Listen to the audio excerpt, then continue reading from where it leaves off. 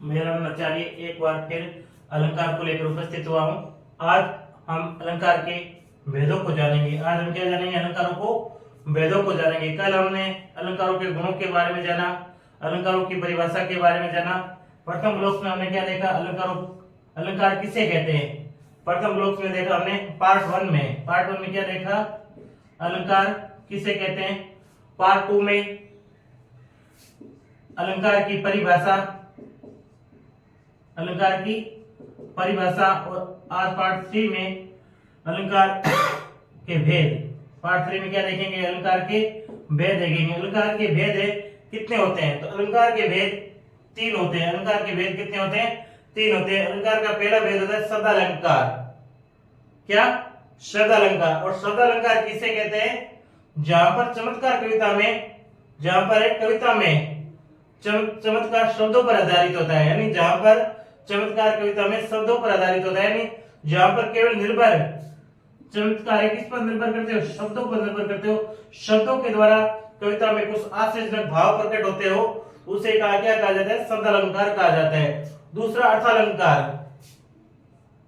यानी और जहां पर कविता में चमत्कार अर्थ के द्वारा प्रकट हो, क्या? अर्थ के द्वारा प्रकट हो, उसे हम अर्थालंकार कहते हैं। और तीसरा है उभयालंकार, जिनके दोनों के भाव एक साथ प्रकट हो, उसे उभयालंकार कहते हैं। यानी शब्द का भाव और अर्थ का भाव जो एक ही कविता के अंदर हो, उसे हम क्या कहते हैं? उभयालंकार कहते हैं। परंतु उभयालंकार है आपके इतना विशेष महत्वपूर्ण नहीं है। विशेष तौर से आपकी दो अलंकार है, शब्दालंकार और अर्थालंकार। और उभयालंकार आपके कोर्स में भी नहीं, 12th क्लास के और 10th क्लास के। शब्दालंकार और अर्थालंकार पर विशेष तौर से ध्यान देंगे। और शब्दालंकार क्या है? जहां पर चमत्कार है या कोई आश्चर्यजनक बात है, कविता में कुछ भाव प्रकट होते हैं, वो किससे होते हैं? कविता में शब्दों से होते हैं। किस पर आधारित होते हैं? शब्द पर। और उसे हम क्या कहते हैं? शब्दालंकार कहते हैं। जैसे कनक कनकते सो गुनी मादकता अधिकाय। कनक कनक ते सो गुनी मादकता अधिकाय। कनक का अर्थ क्या है? आभूषण। कनक का अर्थ क्या है? आभूषण। इधर कनक का अर्थ क्या है? धतुरा। अर्थ क्या है? धतुरा। इस कनक का अर्थ क्या हो गया? आभूषण। इस कनक का अर्थ क्या हो गया? धतुरा। कनक कनक ते सो गुनी मादकता अधिकाय, यानी कनक कनक ते सो गुनी मादकता अधिकाय। और ये कनक की जो धतुरा है, धतुरा से क्या होता है? नशा होता है। क्या होता है? नशा होता है। धतुरे से क्या होता है? नशा होता है। कनक कनक ते सो गुनी मादकता अधिकाय, यानी इस कनक के जो धतुरा है, धतुरे से हम क्या करते हैं? नशा होता है। और इस कनक कनक ते सो गुनी मादकता अधिकाय, यानी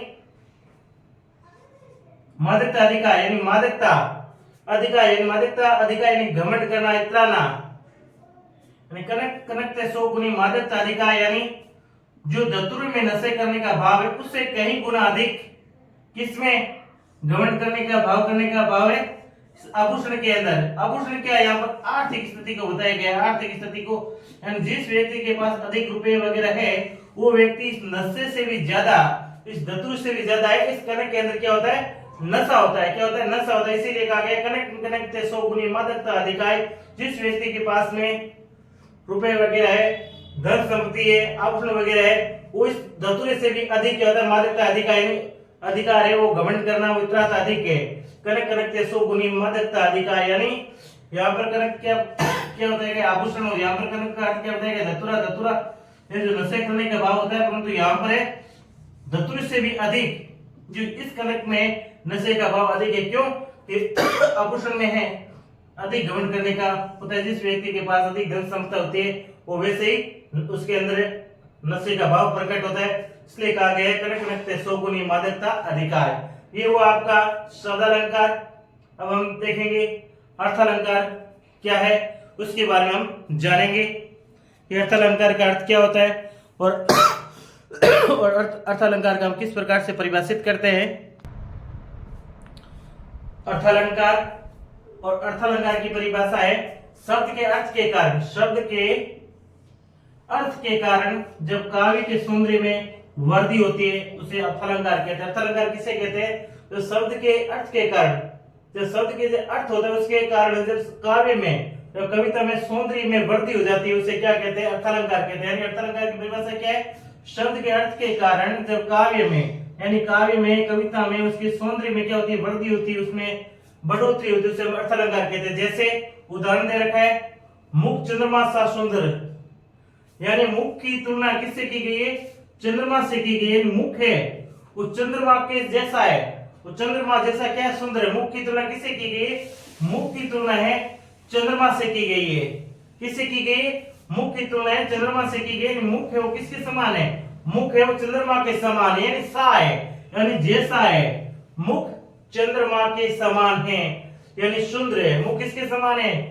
चंद्रमा जैसा सुंदर है। तो वहां पर कौन सा आ गया? अर्थालंकार, यानी उसमें अर्थ के कारण बढ़ोतरी हो गई। ये जैसे सा आया, मुख किसके जैसा है? मुख है चंद्रमा जैसा सुंदर है, तो वहां पर क्या आ गया? अर्थालंकार। दूसरा क्या? नीलकमल से सुंदर नयन, यानी उनकी जो नयन यानी आंख है किसकी जैसी है?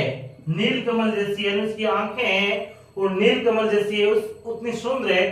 तो वहां पर भी क्या आ गया? अर्थालंकार, यानी जैसे से लगा, यानी उसकी आंखें हैं, वो आंखें किसकी समान है? नीलकमल के समान सुंदर है।